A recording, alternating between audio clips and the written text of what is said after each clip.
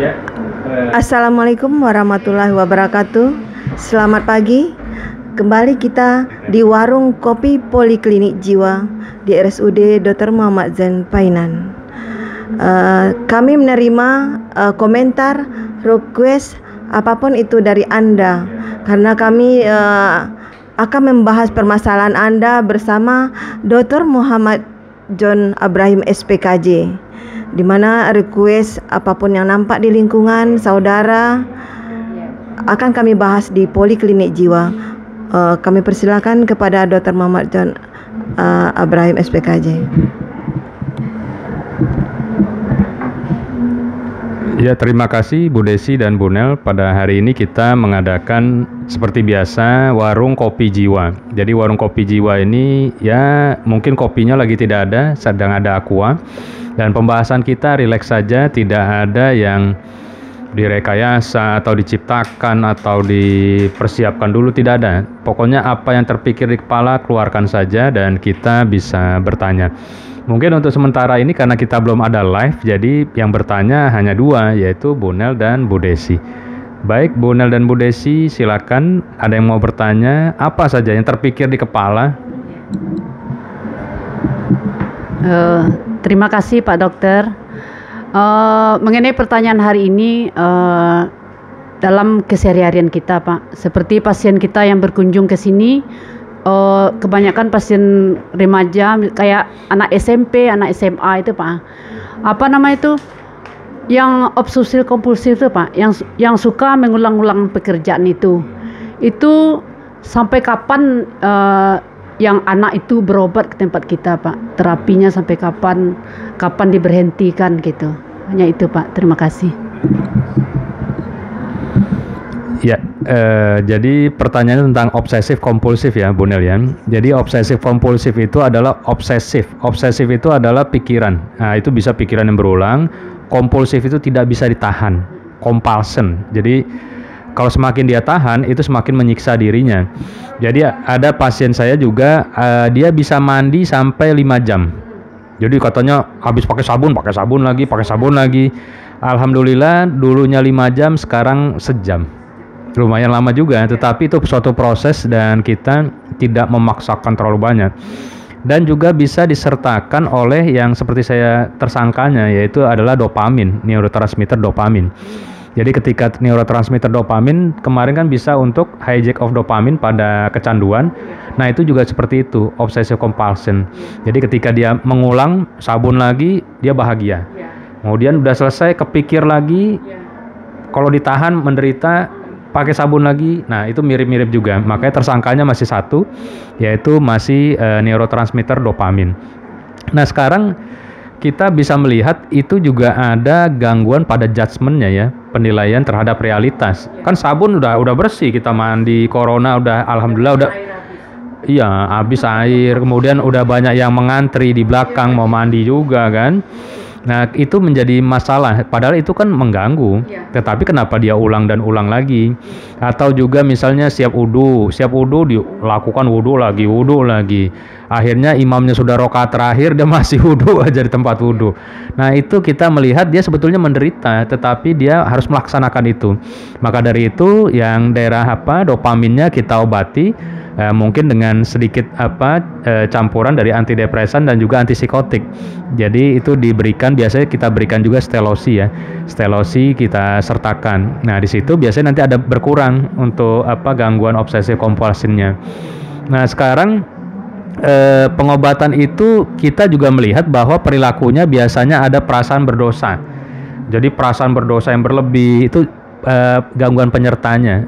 Perasaan berdosa yang berlebih, kemudian dia sukanya beres-beres. Biasanya pasien-pasien itu tuh rapi sekali, rapi gitu. Jadi pasien obsesi, betul. Jadi pasien obsesi kompulsif itu melakukan tindakan yang berulang-ulang, kemudian dia merasa berdosa sekali, entah temanya apa.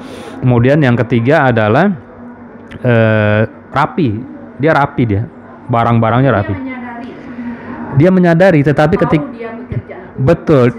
Iya, makanya dia kan datang untuk berobat karena kesadarannya. Tetapi di satu sisi apabila dia menahan, dia menderita. Apabila dilakukan, dia ada happy-nya, tapi diulang lagi. Jadi sekarang kita melihat ya untuk gejala klinisnya kita kendalikan, kemudian juga untuk perilakunya. Jadi nanti kita juga ada terapi-terapi ya. Jadi terapinya itu dengan hipnoterapi ataupun terapi relaksasi sehingga bisa membantu dia lebih bisa mengendalikan keinginan untuk melakukan pengulangan. Dan alhamdulillah pasien saya dari 5 jam mandi ya. Ya, dari 5 jam sekarang jadi 1 jam. Ya di Semen Padang Hospital. Kalau yang di sini belum terlalu nampak untuk pasiennya ya. Bipolar itu adalah sesuatu yang bisa inti. Jadi di dalam diagnosa itu kan ada hierarki ya. Apakah bipolarnya yang paling dominan, apakah obsesi kompulsifnya yang dominan? Itu bisa aja. Misalnya iya, bipolar dengan gangguan apa, bipolar dengan apa, atau obsesi kompulsifnya lebih dominan. Jadi sekarang kita melihat bahwa dopamin ini masih menjadi tersangka di dalam gangguan obsesi kompulsif. Seperti itu. Kalau dia berobat ke tempat kita nih ya Pak, atau pengalaman Bapak waktu kuliah lah, semasa kuliah, waktu di kedokteran umum, spesialis, ada ya Pak yang berhenti gitu Pak? Yang berhenti dia berobat, udah oke, udah normal seperti orang-orang biasa gitu.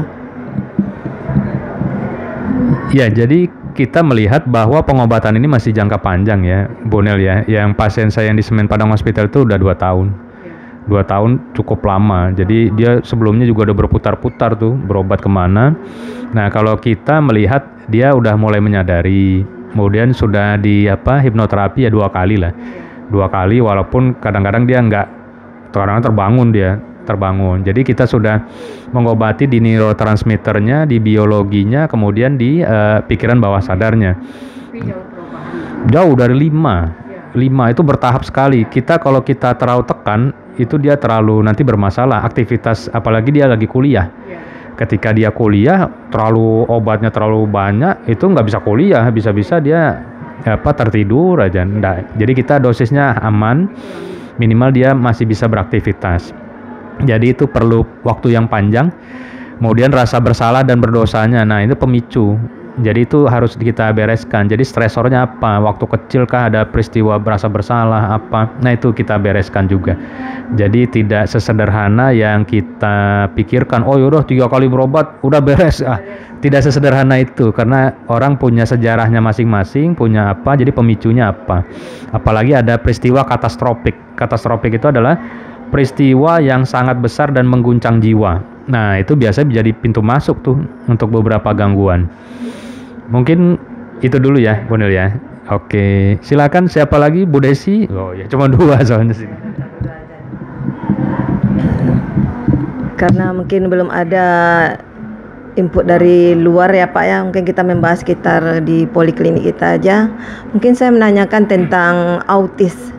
Mungkin apakah autis ini ada hubungan dengan genetik dan ada unsur-unsur di luar genetik? Itu aja ada terjadi.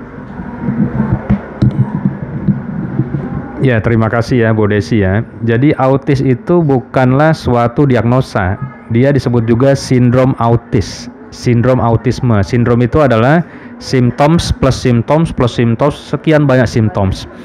Makanya dia disebut juga sindrom atau spektrum. Ya, spektrum. Jadi dia bukan berdiri sendiri. Nah, jadi autisme itu memang ada beberapa ya, ada yang beberapa penelitian mengatakan ada gangguan di alel kromosom berapa. Kemudian juga faktor gizi, faktor tumbuh kembang, ada riwayat kejang dan segala macam yang berhubungan dengan biologinya ya. Di susunan saraf pusat. Nah, ketika itu terjadi, berarti sindrom autis itu memang perlu adanya pengobatan yang lebih panjang ya. Jadi beda. Jadi kadang-kadang ada orang bilang, "Oh, ini autis anaknya," padahal enggak. Padahal ADHD, attention deficit hyperactivity disorder, main autis-autis saja. Padahal enggak. Kadang-kadang, "Oh, ini anaknya autis sudah masukin SLB aja," padahal belum tentu autis. ADHD bisa untuk tingkat kesembuhannya sangat tinggi. Apalagi umur 11 tahun nanti ADHD itu biasanya berkurang sangat banyak sampai 80%.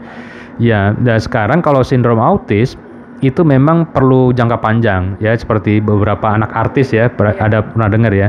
Saya nggak perlu sebut lah, anak artis dan segala macam itu sampai dewasa masih mengkonsumsi untuk pengobatannya. Jadi sindrom autis itu juga motoriknya, kan dia ada perilaku melakukan gerakan berulang-ulang. Ya, motoriknya juga. Ya, jadi gerakan berulang-ulang itu kita kendalikan dulu sehingga tidak mengganggu aktivitas kegiatan sehari-hari. Misal, dia sebetulnya udah diobati, tetapi masih ada gangguan itu kan. Nah, tiba-tiba masuk sekolah kata kawan-kawannya, "Ih, kamu aneh-aneh," gitu kan. Nah, itu jadi stresor sama dia. Yang tadinya dia mau sembuh, tambah stresor itu. Nah, ujung-ujungnya ya seperti lingkaran setan jadinya. Nah, sekarang ya jangan sampai lingkungan memperberat.